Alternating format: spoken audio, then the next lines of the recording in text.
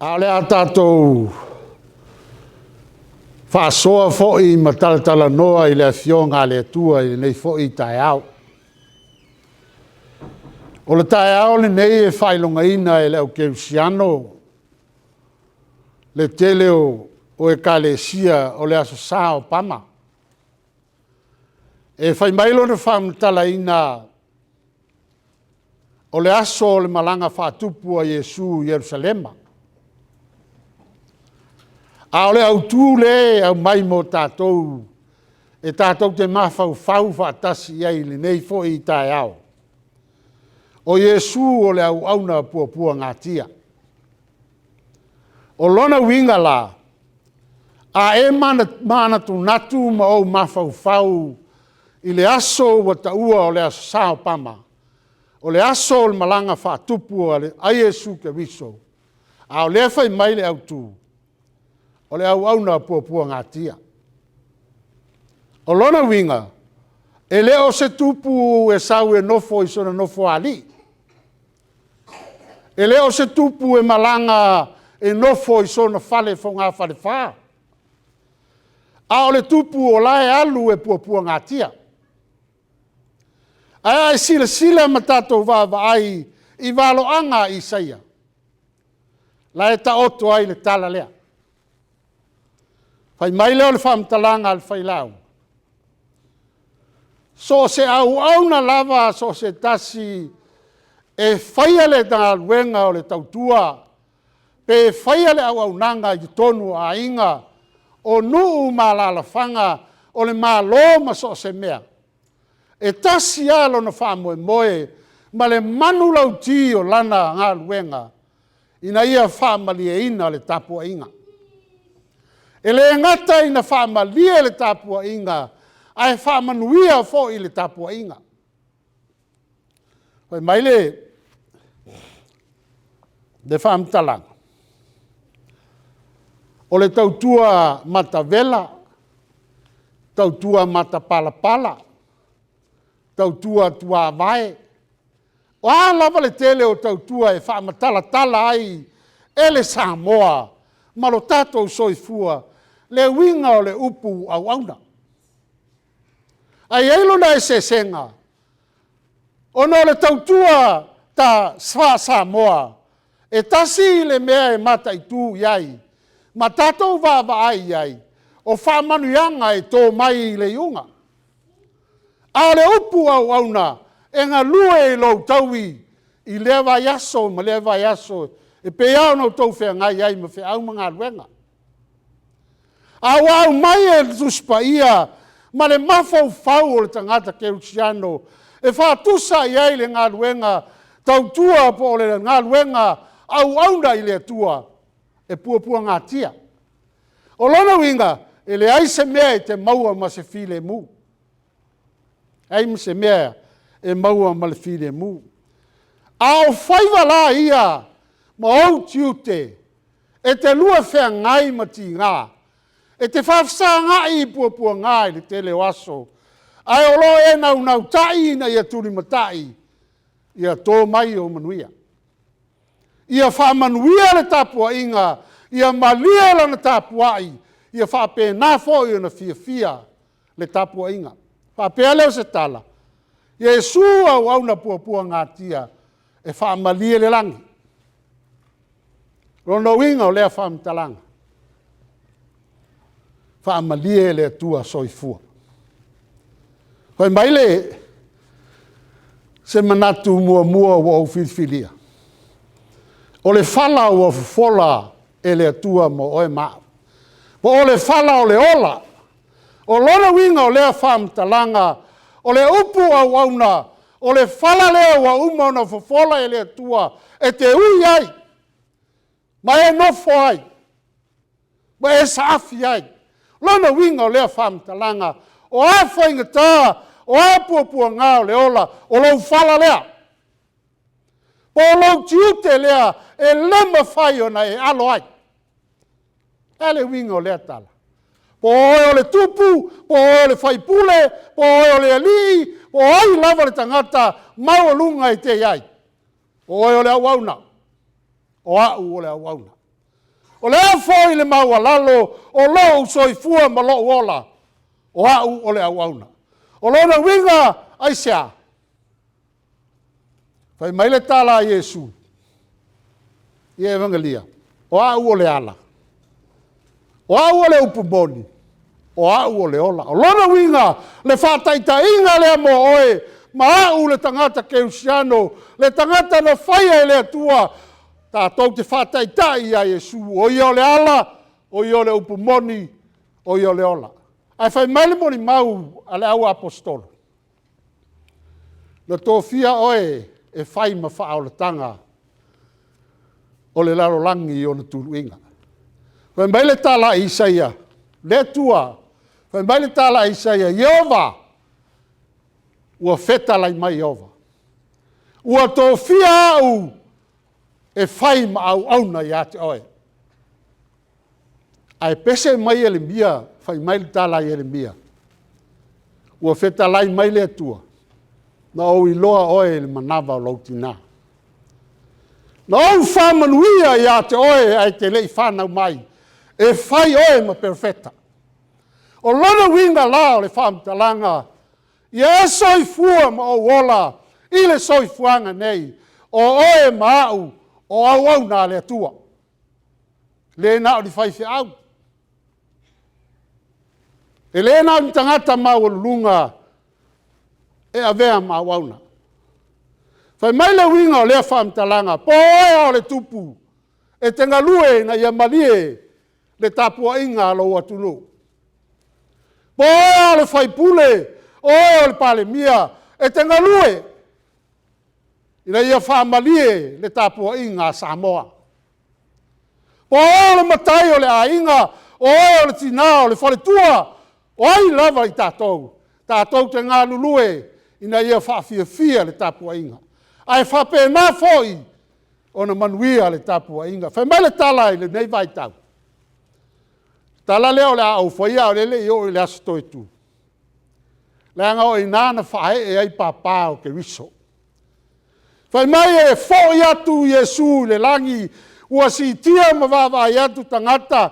Ai o atu le langi o lahe tu mai lonta maa.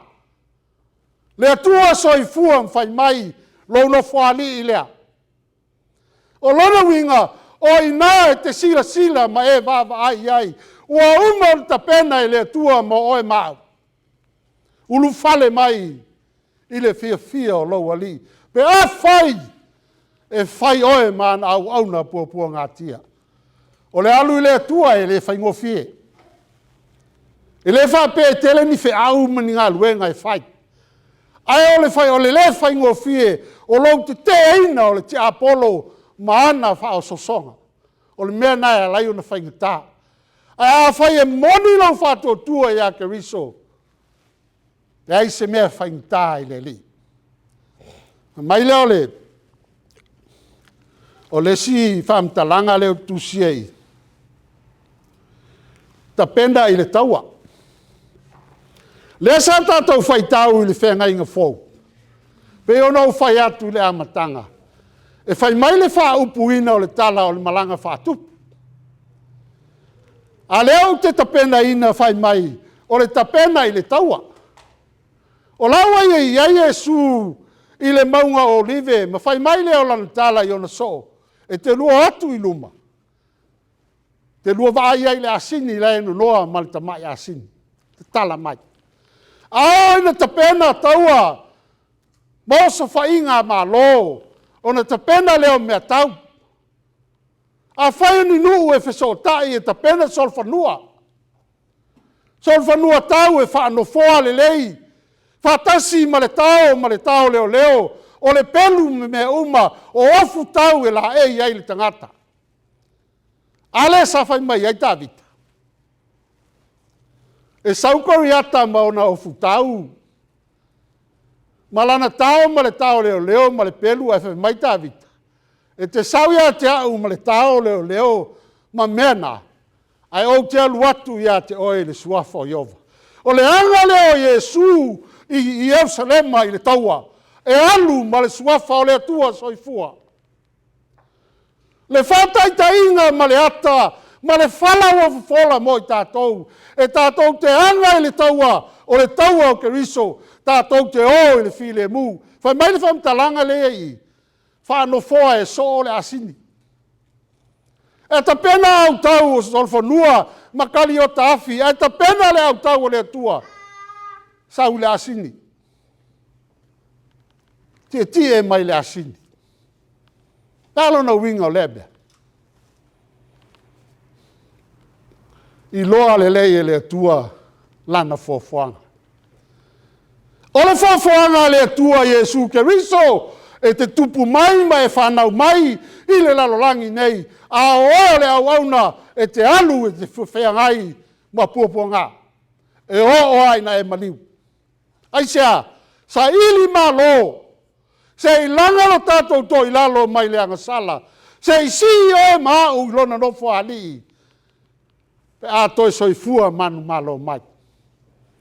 O le tele o mea e whaamatalatala i le taua lea. Langa le uluai o se whainga a Iesu le taua lea o le manu manu.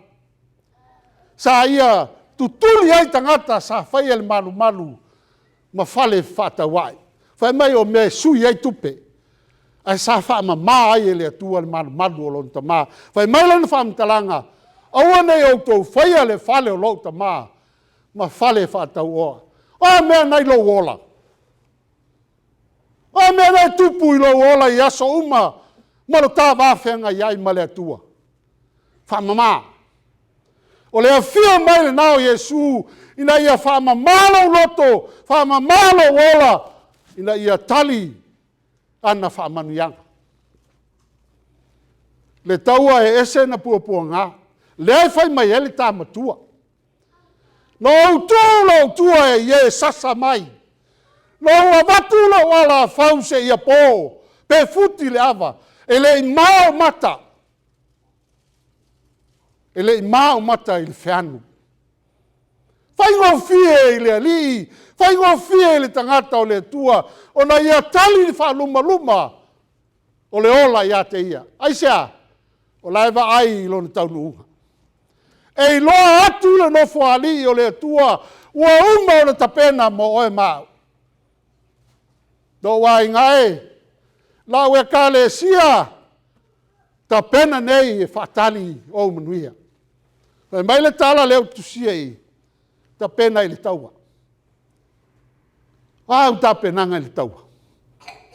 O te usau solfonua tau. Pai mai Iesu. O e mai le asini. Le manu e sili o na file mu. O le manu mama. E le i tie e ai se tas. E anga atu Iesu ma le alanga. Tasi lea mau o lai nā tia. E whamatala ai le alu o Iesu e whai li taua. O le upu o sana e whai mai. Whaola mai. O lai talu Iesu. E ala langa le motu o tangata mai lato uma. Iesu whaola mai. A e malo whaiva le atua wha mole mole. Whaola mai. Ua i loa le iutaia. Ua i loa le tangata. O ia o le tangata angsala. Te lea ina tātou pese mai o sana. O sana i le alo tā vita. A le winga o le upu whaola mai. Iesu o le tupu o le alo tā vita wha mole mole whaola mai. Le winga na le upu o sana. A anga leo le taua. Pea ona e sile fia. Ai u le sa tauro. Whai mai e tangi atu le tangata ai whai mai Iesu. Aua. Auta e lau tina. Tina whauta e lau tama.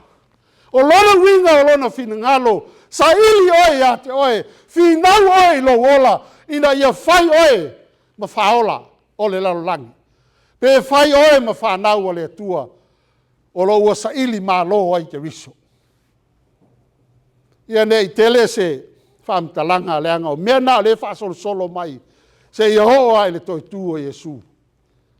Pe mai le toi alanga Iesu lunga le sa tau.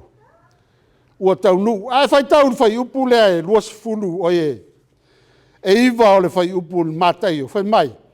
O le moto tangata ua mua mai e muli. Wa alalanga i la tau whapea mai. O sana i le alo tāwita. Ia manuia lea fio mai le suafo le li. O sana i mea o pito alunga. Whaola mai lea tua i mātou i sili atu i so se bea. Lea tua wha mole ia wha mua. Lau sila i lo wanga sala. Na i lo seisia mea o i le langi. A oe o le tupu. Na oe mawhai o na e whaola ina i mātou. O le tatalo na, a le motu o tangata ma le au keu siano, o lo oanga Yesu i Yerusalema e momoli i le tua. Koe mai leo lan tala i lunga le sa tauro. Ua taunu. Ua maea. Talo na winga o le mea. Whaafetai le tapua. Ua malia mata e vaai. Whaafetai lango. Whaafetai lau tau ala langa mai. Ma lau muli mai ia Yesu. Ai au te foi mai. Ta lia whaatasi au tau maa. Wha mai esi ele tala le tusi o umo na tātou loa. Au te alu ai au te toi sau. Ina ia ta lia whaatasi au tau maa. Whaatasi maa i le maa lo ta maa. Ta lia Yesu e whai mau whaola. Ta lia le fita na anga e langa ina lauto i lalo ma so u vai le anga sala. Whela te iei nei. O tanu e maa u le anga sala. Me mai le apostolo Paulo e le ai ase isi a mea tonu. A wawa nga sala tangata umalava. Ma ua leo o le vi inga mai le tua. Le ata lea na sawai ke riso. Na sawai ke riso se langa lo tātou to i lalo. Lo tanu mia lo tātou wola tuai le anga sala. A ia fotu mai se moe fou. E ala i lona toi soifua manu malo mai. Fai mai o lona moe fou le na. Ia fua mai i fua lelei. Ke usiano. Tātou teo mai le lalo langi nei o tātou au auna. O ai Yesu ke riso. Sawa Yesu le lalolangi na ua au mai le tua le lalolangi o ia le au na e puapua ngatia. Tātou te puapua ngā e te ele li o le lalolangi. Tātou te whaingatae e o tātou wola i le puapua ngatia i mea e le te tau mo lo tātou wola e te ese mai tātou. O ina na e tanu ai le whaoletanga. A ma whaio na ea vai sea le lalolangi, ma oe mau. O na tātou loa lea, wā e mā lo o tātou whaiva. Ua tātou wea ifo i le nofo ali i, whai mai lea tua, lo nofo ali i lea. Nofo whātupu whātasi ma ke riso, e whai maosi tāu langa whātasi ma ke riso, pe o na moli mau yoane le tusi o whalinga. Ta lia Yesu e whai mau whaola. Whamanuia le tua i lau whafonga. Ono Yesu. Amen.